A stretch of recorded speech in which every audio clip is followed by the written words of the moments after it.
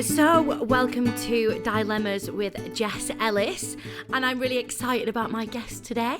My guest is Amy. How do I say the second name? I don't even ever feel like I can say it right. I was wondering if you knew how to say it. Conachan. Conachan. Yes. Amy Conachan. Conachan. Oh, that was a worst Scottish accent ever. Oh my gosh. And for people that don't know who you are, Amy, would you like to give us a brief, maybe a little bit of a Tinder profile about yourself? Oh wow, okay. So I'm an actress. I'm currently playing Courtney Campbell in Hollyoaks. You were like an extended member of my family, weren't you, really? Yeah, for sure. We're not related, but kind of were. No, yeah, we weren't related at all actually, but we lived in the same house, didn't we? And my cousin tried to kill you a couple of times. Yeah, he tried to kill me a few times actually. Yeah, he was psycho. Anything else you want to tell us about you? So I'm Scottish. Yes. I went to drama school in Glasgow, and I've lived in Liverpool for like 2.5 years, and it was Hollyoaks that brought me here. And what did you do before Hollyoaks? You did quite a bit of theatre, didn't you? Yeah, I worked in the theatre mostly. I did, right before Hollyoaks actually, I did a sex comedy called Wendy House. A sex comedy? That sounds right up my street. Did you actually have to perform the act of sex on stage? I didn't have to perform the act of sex, but I did have to... What did you have to do? I had to perform the act of sex on myself with a massive dildo. Oh my goodness, I've got a funny story about this. You know Carla Yeah. Crome, my friend who's an actress, and recently we just went to see her in a play. Yes. And me and Michael, we were like front row, and she had to I think twice. I wasn't actually looking at her. I was just looking at Michael because his face was just like, that's Jess's friend, and we're really close. And she's wanking. Yeah. It was priceless. Yeah. It was absolutely brilliant. It's a very strange experience, especially I bet. And the opening night. So it was my first ever job. So I actually ran for about 2.5 years on and off. But the very first run was my first acting job. I was still at drama school at the time, and on opening night, my mum sat in the very front row. No. And basically, when I was doing it, I was looking. Did your dad come and see it? No. See, this is a thing. I feel like I could, my dad freaks out if he sees a bit of my bum crack. Like, when we're on holiday and I've got, if I had a swimming costume or a bikini on, he'd be like, oh, cover up. So I think that'd be a next level to him. Yeah, for sure. And same with my dad. He used to say "s" in the city instead of sex in the city because he was so embarrassed. He couldn't bring himself. Is it like when people go, lesbian? Yes. Lesbian. So that would be a dilemma in itself. Like, who would you invite to watch you? This is a brilliant piece of theatre that I'm doing, but I'm actually masturbating. Yes, and I also had to get. Oh, so are you being like your dad now? I'm being like my dad. And was you comfortable with the guy? Yeah, I mean, I remember driving to rehearsals on the day that I knew we were going to rehearse and literally sweating with fear.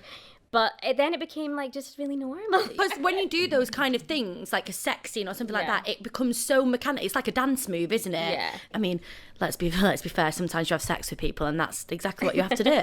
I'll make this face here. I'll make that noise. Yeah, exactly. But it's quite exposing because you think, do people think this is how I actually do it? Do people think this is what my face looks like when I do it? Like, it's really Or if you look like you're shit at it, then that's also really bad. So you've had your fair share. On Hollyoaks, I guess you've had some love interest, but it never goes that far because it's at 6:30. Yeah, I actually had a baby on the show, and you never once saw me kiss the father. Okay, so you've listened to this podcast. Yes. I have to start off this podcast with a game called Double Dares. I almost said no because of this game. I'm dreading this. Do you know what? This is what that actually makes me feel like I love that. Because sometimes people are, that game, yeah, I've heard you play that game, but you're like, I'm filled with fear of this game. Yeah, and that makes me want to play it even more.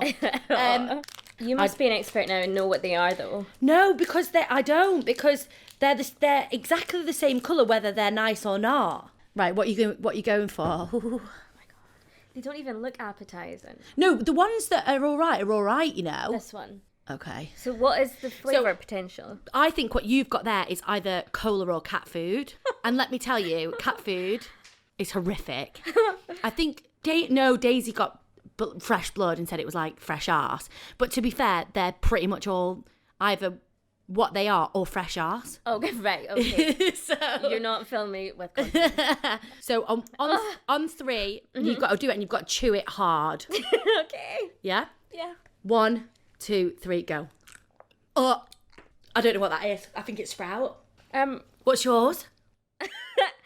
I think it's meant to be cat food, but I kind of like it. No. You would know if it was cat food. Take another one. Take another brown one. It tastes like bacon. Maybe it's because you're Scottish and you're used to that? eating shit things. What are the potential flavours again? Cat food or cola? No. Oh, maybe it's meant to be cola. It's not bad. Try another brown one and let me see. Okay. Right. No, I think she's just... No, you definitely would know by now. What is it? Sweet. Yeah, it's because you deep fry everything.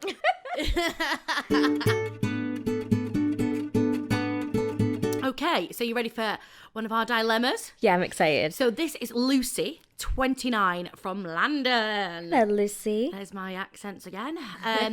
Okay, this is quite a short one, actually. So, hi, Jess. I've been on a few dates with this lad, and I really like him, and I thought it was going really well. That is until last week. Mate, I feel like I've had this conversation or heard this conversation so many times. It was going really well until... He hasn't replied to my last few texts and he's not answering my calls. My friends are telling me to leave it and he's a dick, but what if something bad's happened? Mate, the amount of times I've been like, his phone happened, as in he's died. His phone's broke. It's his phone. And if it's just that he's not interested, then I want to know why. Should I keep trying to get hold of him? But she's not actually worried that he's dead in a ditch somewhere. She's raging that he's just ghosting her. Yeah, ghosting is such a big thing, isn't it? Yeah. Like, has ghosting happened to you? No.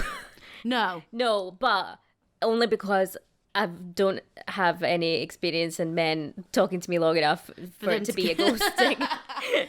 I mean, I think I have come across this problem loads of times, and I think this is a real big problem with internet dating, especially if you've not met that person. Yeah. But say like you've been, on a me and my friend Kim used to do an absolute Sunday sesh. It was called Tinder Sundays, and we might be a bit hungover, but we used to actually just sit next to each other on the sofa and just go hardcore.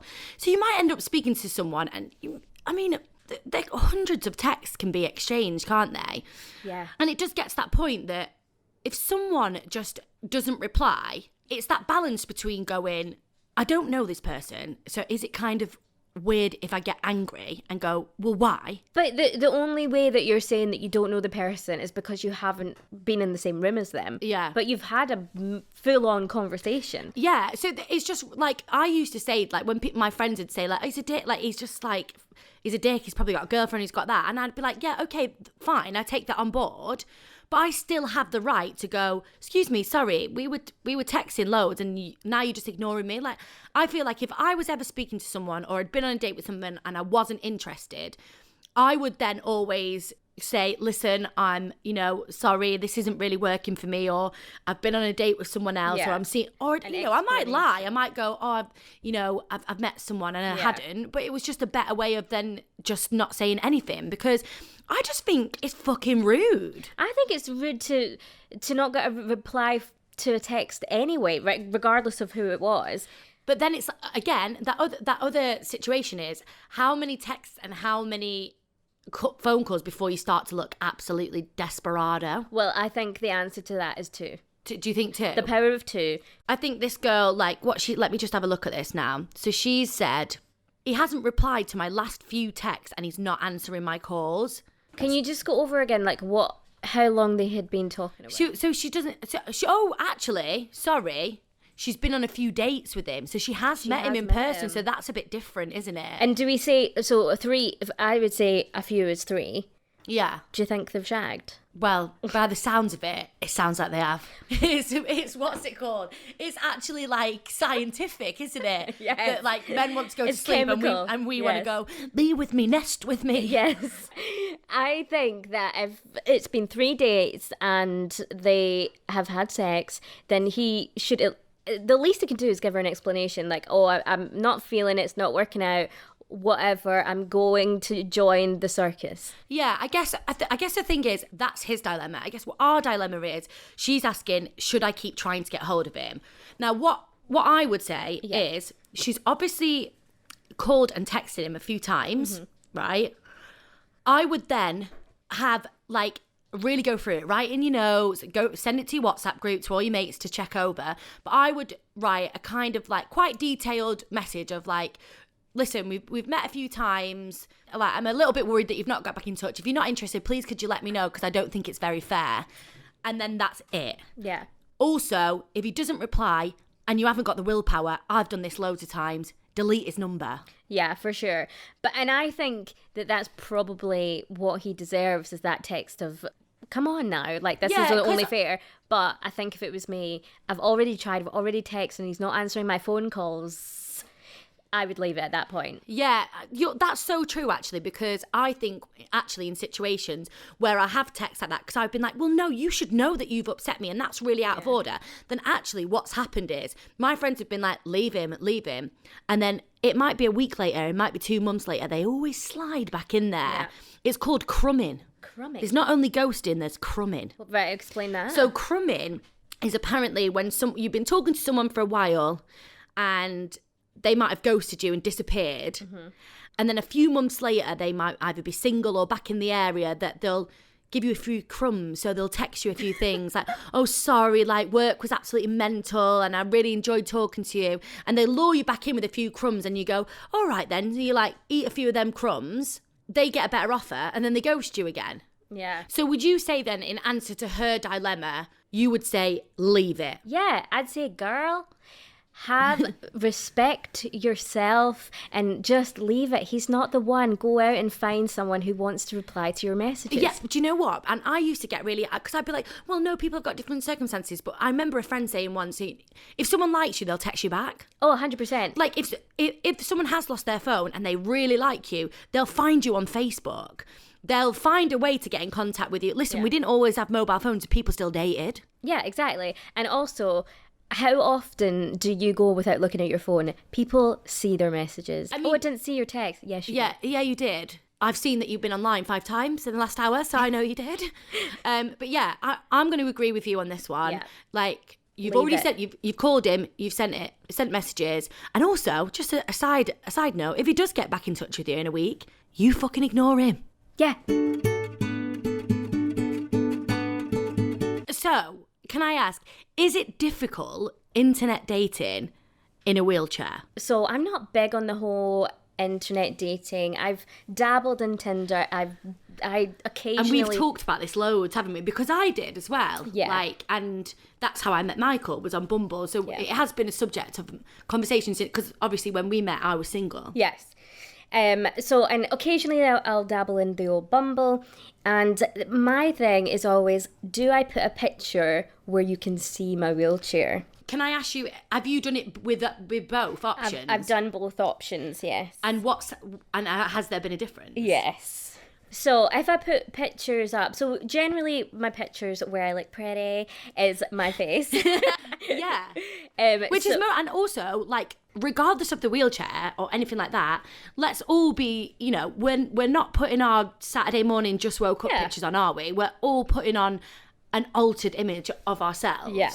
I think that was something that I used to worry about, actually. Like, going on dates, I'd be like, but is this picture a lie? Yeah, I know what you mean.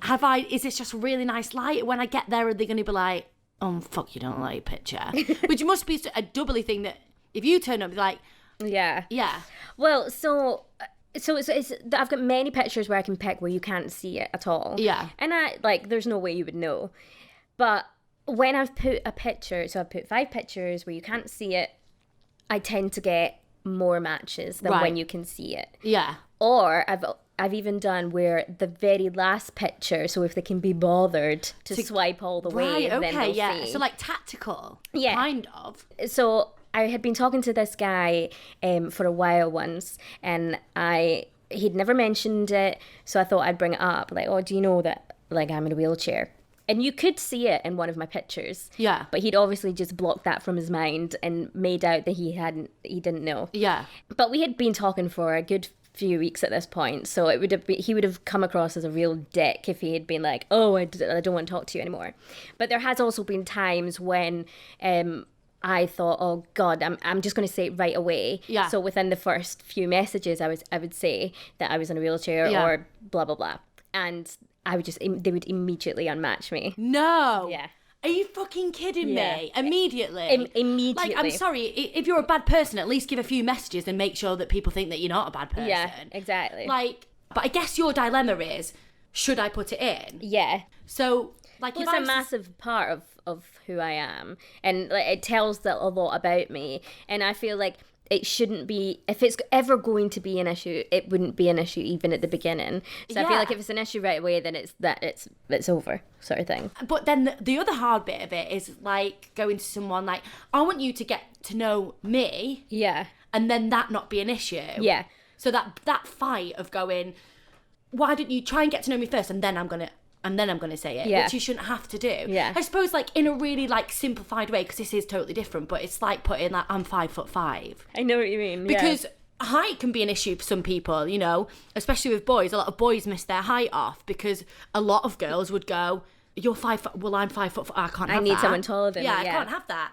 Do you ever put that in your biog? I haven't. Yeah. Yeah. Because again, do you feel like you don't want to be like, hi, I'm Amy, I'm in a wheelchair? Yeah. I don't know, I don't normally write a lot in the bio anyway. Yeah. No, and then it's like, so if I don't put it in the pictures, how long do I wait before I tell them? Yeah, but is it like... I can't turn up on the day, like, hi! I mean, what does that do for your, like, confidence? Because you've just said to me that, you know, you get matched more when the wheelchair's not there. Yeah. Does that then obviously make you go, well, I don't want to put it in there? I mean, part of me, yes. Well, my ego part of me is like, I want to see how many people think I'm fit just from my face. And don't we all though? Yeah. Like, do you know what I mean? There wasn't a single picture of my body on my Tinder, I don't think. It was literally my good face. Literally my face in a shit hot light. Do you know what I mean? So I get that. So I guess, right, for your dilemma, we would say from the boy's perspective... Yeah. From the boy's perspective that is a potential date for you, should he be informed first that you're in a wheelchair, or should he find out on the date? Yeah. I would say...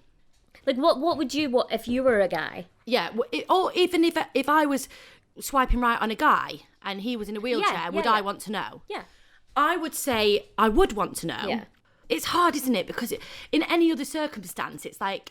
know what person they are or whatever. Yeah. But I think it obviously is an obstruction for some people. Also, you wouldn't want to turn up on the date and that shock factor. Do you know what I mean? And I think that it's only fair to the other person to prepare them, which sounds awful, but do you know what I mean? Yeah, I totally agree. And I think if I was swiping and a guy was in a wheelchair, and I'm still in a wheelchair, I would prefer not to be with a guy who's in a wheelchair. Yeah. So I would like to know. So I'm sure, like, if that was to make a difference, I'm sure the other person would want to know. So I think probably it is best just to get it out there in the open, just be honest, because I don't think anybody wants to be on these apps and not get the truth. Yeah, because like we were saying, you know, as shallow as it is, people have boxes to tick. Yeah. People would go, I don't want a small guy. I don't want a bigger girl. Yeah. I don't want a blonde-haired girl. I don't want that. So people do have their boxes that they want to tick. Yeah. So why not just be on it, you know, honest from, and then you can work out. And also, like you were saying before, if you being in a wheelchair is going to be a problem for someone dating you, it's going to be they're going to know from the start. Do you know what I mean? Yeah. So you might It's as well always going to be a problem, no matter when you tell them or when they find out. So you might as well just fuck them off, right? Fuck the ones off that don't want to fucking... that wheelchair is comfy, right? Yeah, I There's agree. been many a times when I've been pissed in a bar and you've been on the seat and I have used it. Do you know, it's really good for getting up hills. So Yeah. I think if you don't want those advantages, then fuck them off. Yeah, exactly. And I think we're all in a rush to do things now, and I don't want to waste any time on some guy who's just want to find out who I am, and when he finds out that I'm in a wheelchair, buggers off. Yeah. So, in answer to your dilemma, Get that wheelchair out there. I tell you, I'll give it a little. We could pimp my ride on I'm it. going to do it, Yeah, we could sparkle it up and make that wheelchair look fresh. Maybe we could just do like a little catwalk where I'm just like modelling different wheelchairs and put that on my Tinder profile. Yeah, definitely. So, yeah, put it out there. I'm going to do it. Okay, this is anonymous. Oh, juicy. 19 Wrexham. Hi, Jess. For years, I've been having thoughts about other lads. Okay. And in the last year, I finally accepted that I'm gay. Well done. But I'm freaking out about telling my friends. My dilemma is this. How do I start the conversation? What if they don't take it well? Help. So, like, this is so different as well from parents. This is friends.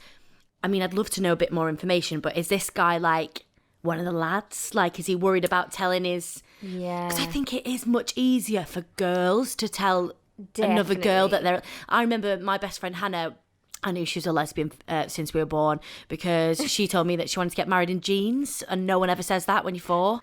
That definitely means you're a lesbian, by the way. They're absolute rules. It was really hard for her to come out, actually, but I think being a girl, telling us group of girls, like, was easier. It was actually more difficult looking back at the time with our friendship group, was actually telling the boys. Yeah. They got a bit more weird about it, really weirdly. Like, She probably knew that you would be okay with it because of who you are. yeah. I wonder if this parent... What was his name? Anonymous. Oh, Anonymous. Oh, we don't know.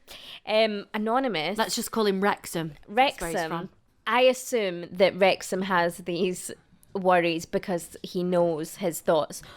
That he knows his friends' thoughts on homosexuality to begin with. Yeah, but also then I think that, that it could definitely point in that way. But also I think that actually knowing people that have been in this situation, quite a few of them, and especially I remember a few people at drama school struggled with it, and I was a bit like, you are in the perfect environment to do this. Listen, we're at drama school and we're in London, but you know, the straightest man in the room has got a top hat made of leopard print on, like, come on. Yeah, if you don't graduate and you're gay, then you don't you don't get your degree. Yeah, exactly. The thing is that it can be built up a lot in your head what other people's opinions might be. You could have that conversation with yourself about what they're going to say. And I honestly think that this is just from experience of the people that I know, that actually the hardest bit is you holding that secret yourself. Actually, it gets a lot better once that you feel so much more free. You know, think of all the people that have got married, have waited years and years to come out, and yes, they've had a hard time, but they're the happiest they've ever been, but they're a 60-year-old man now. Yeah. Do you know what I mean? And you don't want to have wasted your whole life. I've got a twin sister who came out, well, years ago now, and that was her thing.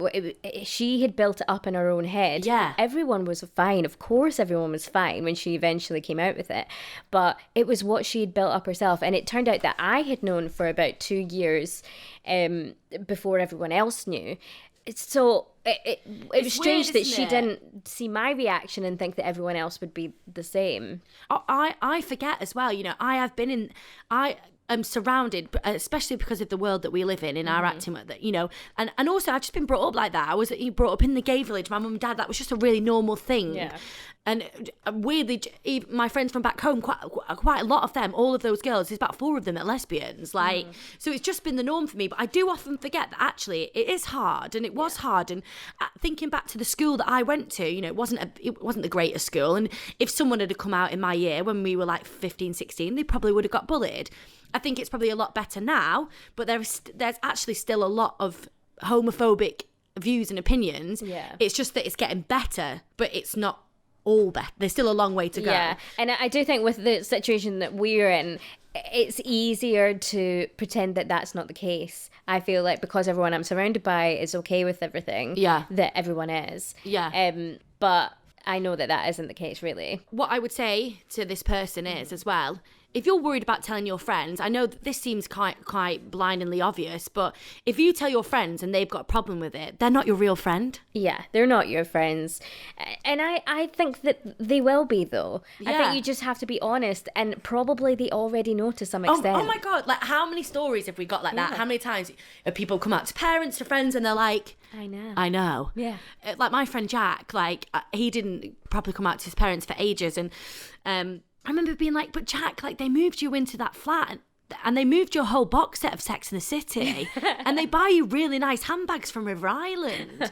Like, I'm sure they know. Yeah. And this isn't going away. Yeah. It doesn't matter how long you keep it inside your own mind. It's going to have to come out at some point, so you might as well just get it out in the open. And like was said, if your friends don't accept it, then they're not really your friends, and then at least you know that they're not. And also, I feel like you will find that when you come out to your friends that you actually might find that your friendships get a bit stronger because without you knowing, subconsciously, because you've got this secret and you're holding on, you've probably built up a bit of a wall.